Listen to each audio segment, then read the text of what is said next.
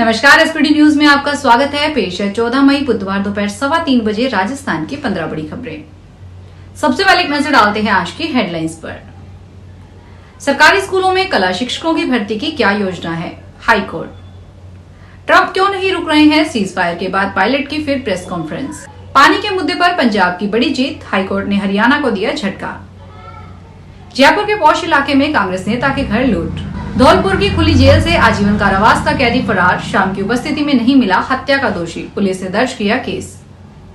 और अब खबरें विस्तार से सुनिए। राजस्थान हाई कोर्ट ने राज्य सरकार को आखिरी अवसर देते हुए पूछा है कि प्रदेश के सभी सरकारी स्कूलों में कला शिक्षकों के पदों के सृजन और उन पर भर्तियां होने के संबंध में उनकी क्या कार्य योजना है। वही अदालत ने राज्य सरकार को कहा कि वे आगामी सुनवाई पर उनके निर्देशों की पालना करना सुनिश्चित करें। सीजेएमएम श्रीवास्तव व जस्टिस मुकेश राजपुरोहित की खंडपीठ ने यह आदेश विमल शर्मा की जनहित याचिका पर दिए। खंडपीठ ने मौखिक टिप्पणी करते हुए कहा कि बच्चे देश का भविष्य हैं और उन्हें चित्रकला व संगीत से वंचित नहीं किया जा सकता, वह तब भी जबकि आरटीआई कानून बन चुका है।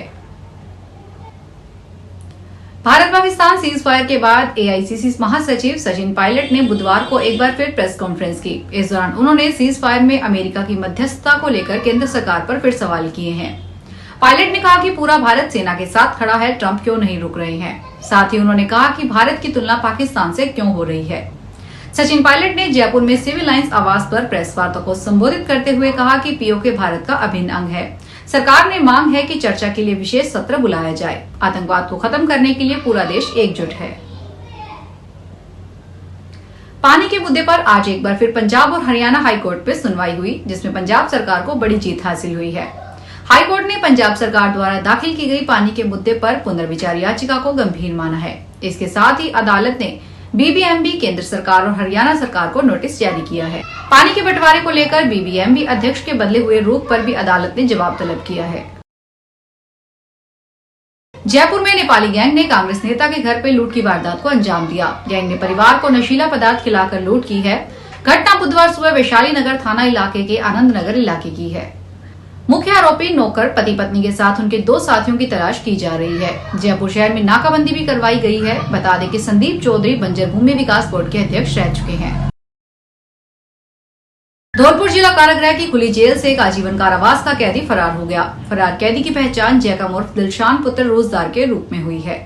जैकब भरतपुर जिले के सीकरी थाना क्षेत्र के अलखानी गाँव का रहने वाला है। उसे डी के अपर जिला एवं सेशन न्यायालय ने 25 मार्च 2017 को धारा 302 के तहत हत्या के मामले में आजीवन कारावास की सजा सुनाई थी।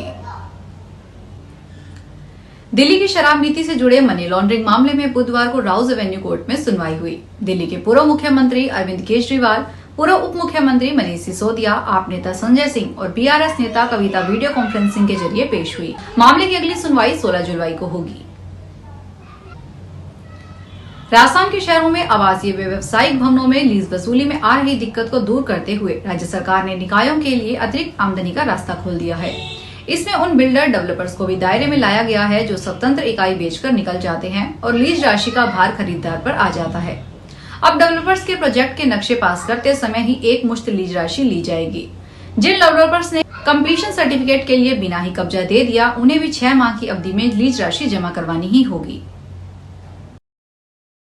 अजमेर के आशागंज रोड संत कंवरराम स्कूल के पास इलेक्ट्रॉनिक्स के शोरूम में बुधवार को भीषण आग लग गई। आग ने कुछ देर में विकराल रूप धारण कर लिया। धीरे धीरे आग 3 मंजिला बिल्डिंग में फैल गई। आसपास के क्षेत्र में आग से हड़कंप मच गया। सूचना मिलने पर प्रशासनिक और पुलिस के अधिकारी मौके पर पहुंच गए। अग्निशमन विभाग की गाड़ियां मौके पर पहुंची और आग पर कड़ी मशक्कत के बाद काबू पाया गया। आग लगने से बिल्डिंग में रखे इलेक्ट्रॉनिक सामान जलकर खाक हो गया। बिल्डिंग में दरारें भी आ गई। अनाज और शाक सब्जियों की कीमतों में नरमी के कारण भारत में उपभोक्ता मूल्य सूचकांक पर आधारित खुदरा मुद्रास्फीति अप्रैल 2025 में गिरकर 3.16% पर आ गई। इसलिए पिछले महीने मार्च में खुदरा मुद्रास्फीति 3.34% और पिछले साल अप्रैल में 4.83% पर रही थी। उपभोक्ता मूल्य सूचकांक के अप्रैल के अंतरिम आंकड़ों के सरकारी आंकड़ों के अनुसार खुदरा मुद्रास्फीति दर लगातार 3 माह से 4% से नीचे बनी हुई है। आरबीआई पर इसे 2 से 6% के बीच और नीचे के दायरों में रखने का दायित्व है। इससे आने वाले समय में आरबीआई को मौद्रिक नीति में और ढील देने में आसानी होगी। राजस्थान के उप मुख्यमंत्री प्रेमचंद बैरवा ने प्रदेश के सरकारी विश्वविद्यालयों में व्याप्त भ्रष्टाचार को लेकर कड़ा रुख अपनाया है। मंगलवार को अलवर में राजर्षि भर्तृहरि मत्स्य विश्वविद्यालय के दीक्षांत समारोह के बाद मीडिया से बातचीत में उन्होंने कहा कि अलवर सहित प्रदेश भर के विश्वविद्यालयों में भ्रष्टाचार की शिकायतों की जांच चल रही है और जांच के बाद कड़ी कार्रवाई की जाएगी। नई शिक्षा नीति पर बोलते हुए उप मुख्यमंत्री ने कहा कि अब केवल डिग्री नहीं बल्कि छात्रों के सर्वांगीण विकास पर जोर दिया जाएगा। प्रतापगढ़ के धवोतर पंचायत समिति की महिलाओं ने आंगनबाड़ी केंद्र में सैनिटरी पैड की आपूर्ति बहाल करने की मांग की है। महिला एवं किशोरी संगठन के सदस्यों ने बताया कि पिछले 6 महीने से आंगनबाड़ी केंद्रों में सैनिटरी पैड का वितरण नहीं हो रहा है। महिलाओं का कहना है कि जब वे आंगनबाड़ी केंद्र पर सैनिटरी पैड मांगने जाती है तो कार्यकर्ता सप्लाई न होने की बात कहकर लौटा देते हैं। इससे उन्हें काफी परेशानी का सामना करना पड़ रहा है। जालोर जिला विधिक सेवा प्राधिकरण के अधीनस्थ full time legal and defence counsellor engagement system Jalore कार्यालय में संविदा सेवा के तहत पूर्णतः अस्थायी तौर पर अलग अलग पदों पर भर्ती निकाली गई है। इसमें ऑफिस असिस्टेंट, रिसेप्शनिस्ट कम डेटा एंट्री ऑपरेटिव और ऑफिस पियोन के पदों पर न्याय विभाग व अन्य राजकीय विभागों के सेवानिवृत्त अधिकारियों व कर्मचारियों से 17 मई 2025 तक आवेदन मांगे गए हैं। भीलवाड़ा पुलिस और प्रशासन द्वारा लगातार अवैध बजरी खनन और परिवहन के खिलाफ कार्रवाइयों को अंजाम दिया जा रहा है। इसी के तहत बड़लियास थाना पुलिस ने अवैध बजरी के खिलाफ कार्रवाई करते हुए 2 ट्रेलर और एक जेसीबी मशीन जब्त की है। बड़लियास थाने के हेड कांस्टेबल सुनील बेनीवाल ने बताया कि एसपी धर्मेंद्र सिंह के निर्देशन में भीलवाड़ा में लगातार अवैध बजरी परिवहन और खनन पर रोक लगाने की कार्रवाई की जा रही है। इसी के तहत सूचना मिली थी कि अकोला और जीवा का खेड़ा के पास अवैध बजरी का परिवहन किया जा रहा है।